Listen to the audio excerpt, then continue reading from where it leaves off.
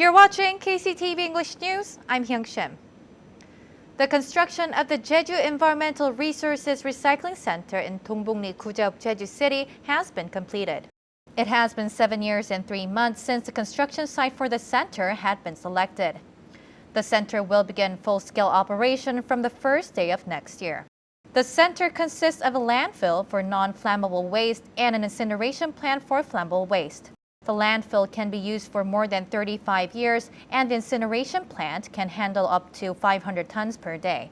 The center started operating its landfill this March, but the incineration plant was not finished then. The provincial government explained that the center no longer has to bury flammable waste anymore, as its incineration facilities are now ready for operation. In particular, the province expects to produce electricity for 25,000 households annually by utilizing the heat generated from the incineration plant. Jeju Fire and Safety Headquarters is strengthening safety measures to prevent large-scale fires that may occur during the year-end season. Accordingly, officials started operating a special emergency response system 24 hours from yesterday and will continue its operation through this Thursday. Officials will also carry out the system from December 30th to January 2nd. Ambulances will be dispatched at places where people visit to enjoy Christmas events and the sunrise. Meanwhile, over the past 3 years, 20 fires have caused 1 death and 200 million won in property damage during the year-end season. The ban against visitors entering Multadorum will be extended for another year. The provincial government recently decided to extend access restriction of Multadorum to December 31st, 2020. This decision was made based on the judgment that the plants in the area are rooting slower than predicted. Thus, unauthorized entry into Multadorum will continue to be prohibited, and violators will be fined up to 2 million won.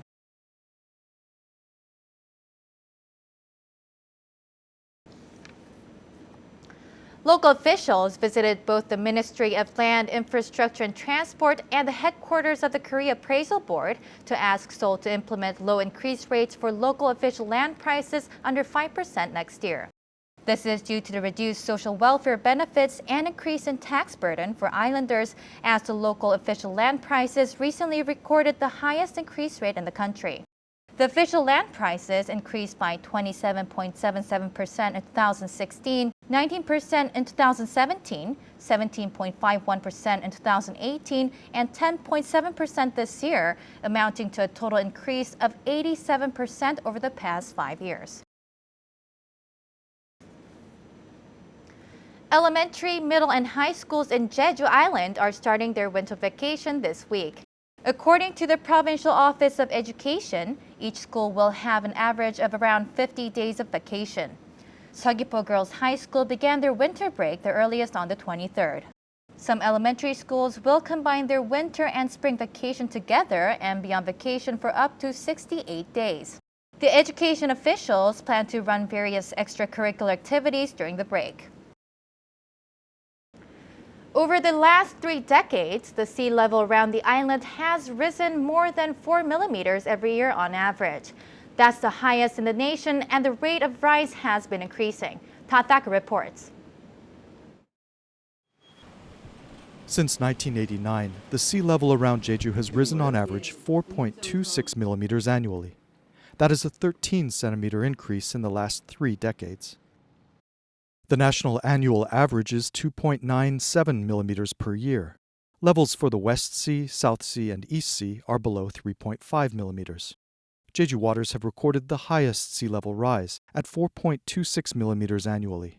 By region, the Sea Level Observation Station in Jeju City observed the highest increase at 5.43 millimeters. Seogwipo City measured the same as the national average.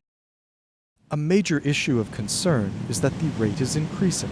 The culprit is the acceleration of global warming. Excessive emissions of carbon dioxide is heating the planet. Ocean temperatures rise and glaciers melt as the climate warms, increasing the overall volume of the sea. 제주도의 높은 이유는 전 세계적인 해수면 상승률에다가 제주 인근 해역의 대만 난류의 영향에 의해서 또 해수면 상승 요인이 될 수도 있고요. 그 지역에서 조이개가 설치된 그 지점에서 국지적인 침하가 일어나서 Decades of sea level rise from thermal expansion and the melting of glaciers and ice sheets ultimately leads to land loss. Coastal areas will see more erosion, which may change local ecologies.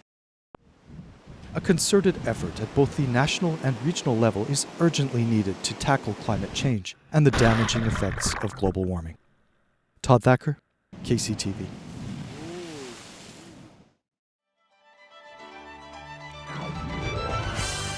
Get into the holiday spirit at the Jeju Winter Festival.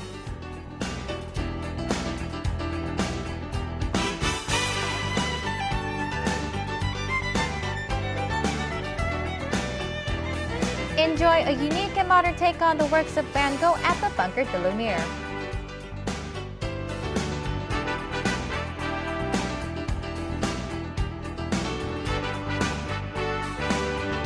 Ring in the new year and catch the first rays of 2020 at the Seongsan Sunrise Festival.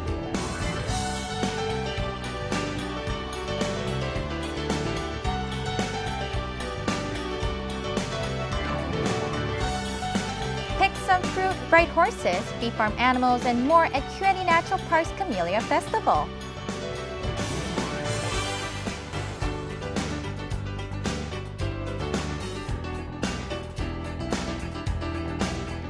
Come and enjoy a digital art exhibition of a fairy tale.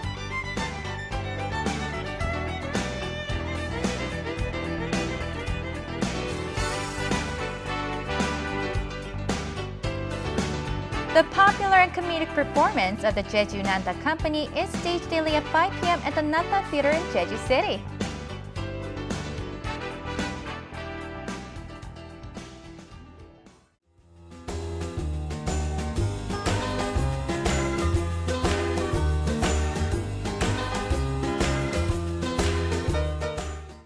Taking a look at our weather, skies will be cloudy throughout Christmas and we expect rainfall from late afternoon. For more details, here's your forecast.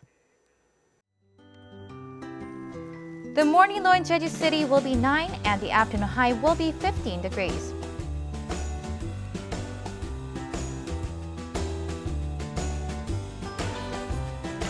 Down south in Seogwipo, we expect a low at 9 in the morning and a high at 16 in the afternoon.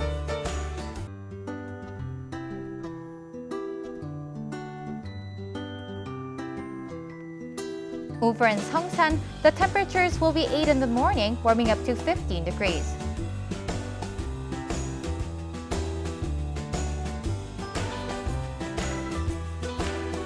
Across the island in Kosan, we also expect a low of 8 and a high of 15 degrees.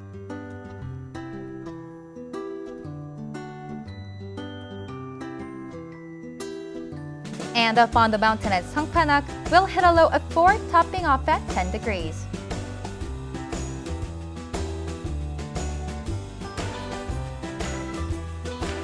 Out on the water, winds will be out of the east and southeast at a speed of 8 to 13 meters per second, with seas between 1 and 2.5 meters.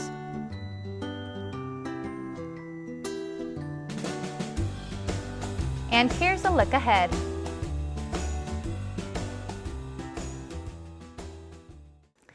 That's it for today's KCTV English News. Make sure you follow us on YouTube at KCTV E-News Jeju and on KCTV's VOD service. Have a Merry Christmas.